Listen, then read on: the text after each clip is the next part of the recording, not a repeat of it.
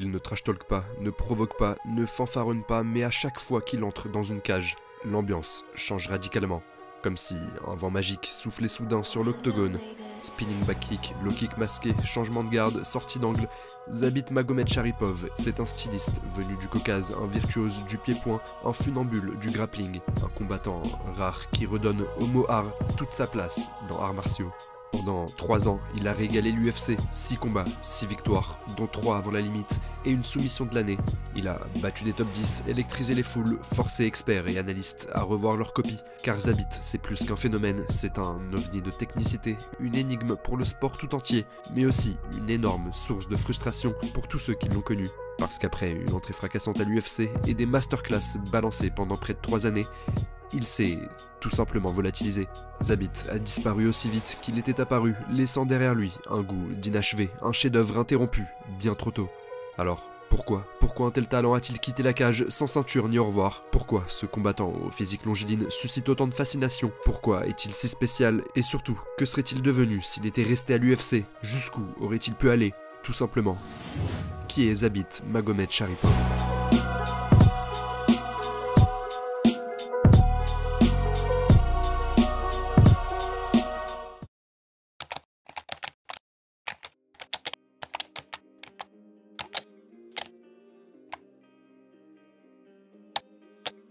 Dans la ville de Kassiabourte au Daghestan, une ville âpre, bordée de montagnes, non loin de la frontière tchétchène, on n'y apprend pas vraiment à se battre, mais plutôt à se battre pour apprendre. C'est ici que Zabit Magomedsharipov voit le jour le 1er mars 1991 et y grandit aux côtés de son frère cadet Hassan, lui aussi futur combattant professionnel.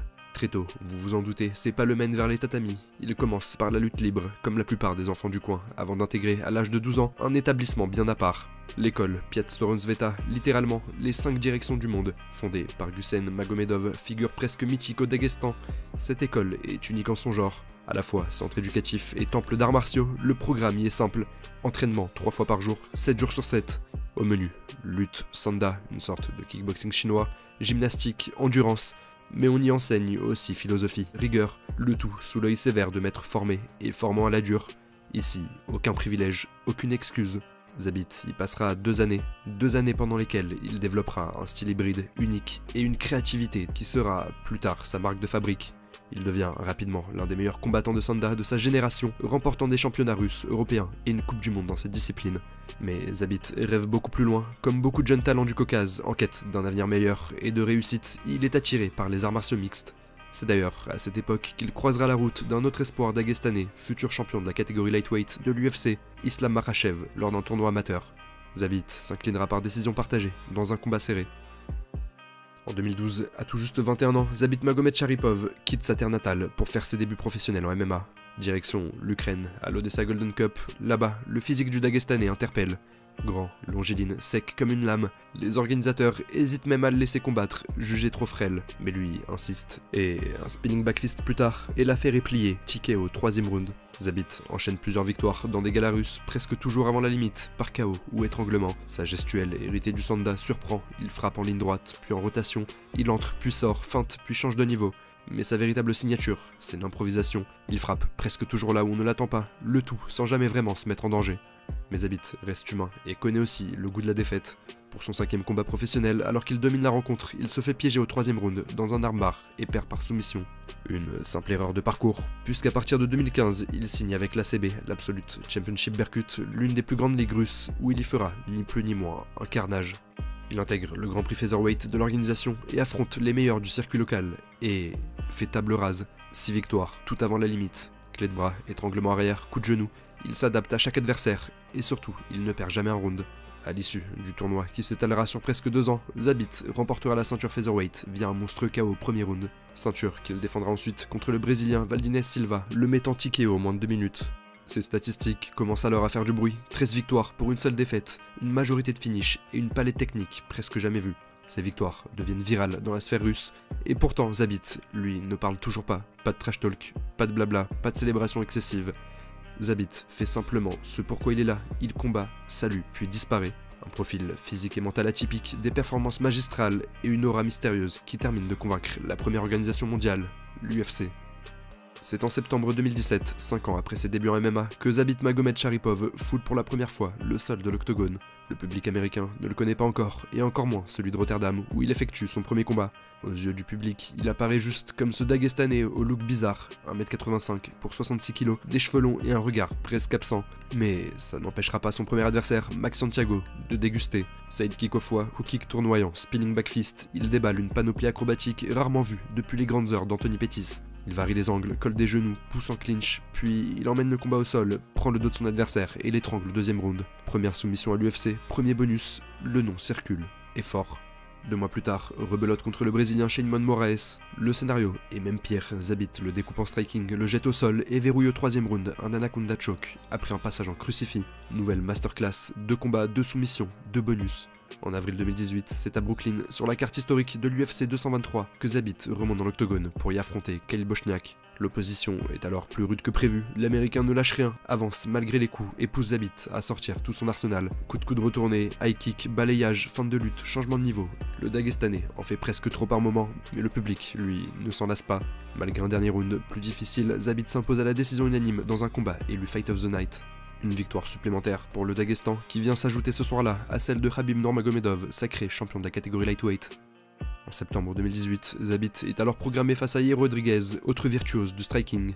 Mais le Mexicain se blesse peu avant le combat et déclare forfait. L'UFC trouve rapidement un remplaçant en l'Américain Brandon Davis, une nouvelle proie jetée dans la gueule du loup. Zabit, peu perturbé par ce changement, livre une masterclass. Il joue avec son adversaire debout, puis l'emmène au sol, prend le dos et cale une soumission rarissime. Le slow F-stretch, une clé de jambe exécutée à la volée. Ce finish spectaculaire lui vaut la soumission de l'année. Zabit est désormais sur 4 victoires consécutives à l'UFC, dont 3 avant la limite. Ses highlights commencent peu à peu à faire le tour des réseaux sociaux. À chaque apparition, il impressionne par son style, sa variété, sa précision. Mais pour passer du statut de prospect à véritable contender, il lui manque encore un véritable test. Un nom, un vétéran, quelqu'un qui cogne fort et ne recule pas. L'UFC lui propose alors Jeremy Stephens, numéro 6 mondial à l'époque, 28 combats dans l'organisation et une réputation de démolisseur. Sur le papier, c'est le défi parfait. Le combat est alors programmé pour l'UFC 235 en mars 2019 à Las Vegas. Dans les 2 premiers rounds, le Dagestanais prend l'ascendant, il varie les angles, joue avec la distance, colle des kicks, change de niveau et contrôle le rythme. Stephens avance, mais touche peu. Néanmoins, au 3e round, le combat s'équilibre lorsque Zabit montre des premiers signes de fatigue. Le Dagestanais ralentit et sa garde descend. Il encaisse quelques frappes nettes, mais ne bronche pas. Il parvient à gérer et à temporiser le combat jusqu'à la fin. À l'issue des 15 minutes, Zabit Magomedsharipov s'impose, non sans difficulté, cette fois par décision unanime.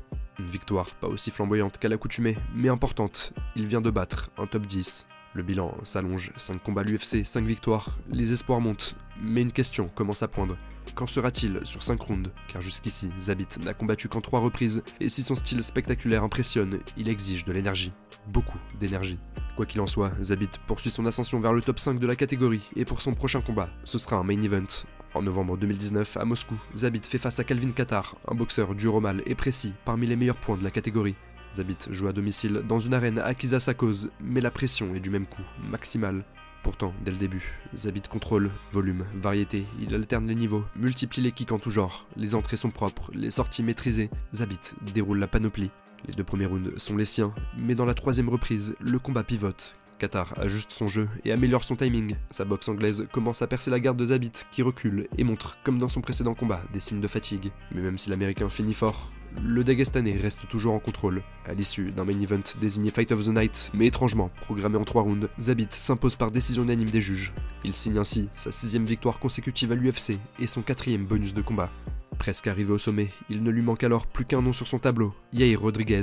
L'UFC l'avait déjà programmé, c'est la 2e fois qu'elle tente le coup. 2 fois, le combat tombe à l'eau. Et en 2020, le silence commence peu à peu à s'installer, les fans s'impatientent, le clan Zabit, lui, reste muet. Pendant des mois, le nom de Zabit flotte entre 2 eaux, présent dans les classements, absent partout ailleurs. Les rumeurs s'enchaînent, problèmes de santé, perte de motivation, différends internes, mais rien d'officiel. En coulisses, Dana White confirme que le Dagestanais refuse les combats. Prise de court, l'UFC le retire discrètement du classement. Pendant que la catégorie featherweight s'emballe, que Volkanovski s'impose comme le nouveau roi, Zabit disparaît progressivement des radars. C'est seulement en juin 2022, après 2 ans de rumeurs et de mystères, que la nouvelle tombe. Zabit Magomedsharipov met un terme à sa carrière, à seulement 31 ans. Il raccroche les gants avec un bilan de 18 victoires pour une seule défaite, invaincu à l'UFC. La raison, un cocktail rare, problème de santé lié au système immunitaire, une perte de passion et surtout de nouveaux projets. Il annonce vouloir reprendre ses études de médecine pour se rendre utile autrement, loin de la cage, loin des projecteurs, en sauvant des vies dans l'anonymat. Jusqu'où aurait pu aller Zabit Magomedsharipov à l'UFC? Telle est la question qui demeure sur toutes les lèvres. Les quelques détracteurs de Zabit aiment à nuancer son potentiel en pointant du doigt les limites de son cardio. Que ce soit face à Jeremy Stephens ou bien Kelvin Kattar, que serait-il advenu si le combat avait duré 5 rounds? Une question qui reste à ce jour intacte. En tout cas, une chose est sûre, c'est que personne ne combat comme Zabit. Dans une UFC saturée de boxeurs propres et de lutteurs méthodiques, lui a littéralement plané au-dessus du lot. Zabit est un véritable styliste du combat, un artiste de la cage, mais pas qu'un simple showman. 6 victoires, 6 combats, 4 bonus UFC et des masterclass face à des membres du top 10. Pourtant, Zabit n'a jamais été champion et laisse à tous les fans de MMA un goût d'inachevé. Il laisse derrière lui 18 victoires, une seule défaite, 0 scandale, juste une question martelée en boucle par ceux qui l'ont vu briller. Et si Zabit avait eu la ceinture, s'il avait tenu une année de plus, s'il était revenu? Le sport de haut niveau ne laisse que rarement de place aux fantômes, mais parfois, un simple éclair suffit à laisser une empreinte. C'était l'histoire de Zabit Magomedsharipov. Les amis, c'est déjà la fin de cette vidéo, j'espère qu'elle vous a plu. Si c'est le cas, pensez à mettre un petit like, à vous abonner si ça n'est pas déjà fait, et dites-moi en commentaire le nom du prochain athlète dont vous aimeriez connaître l'histoire. Sur ce, prenez soin de vous, et je vous dis à bientôt.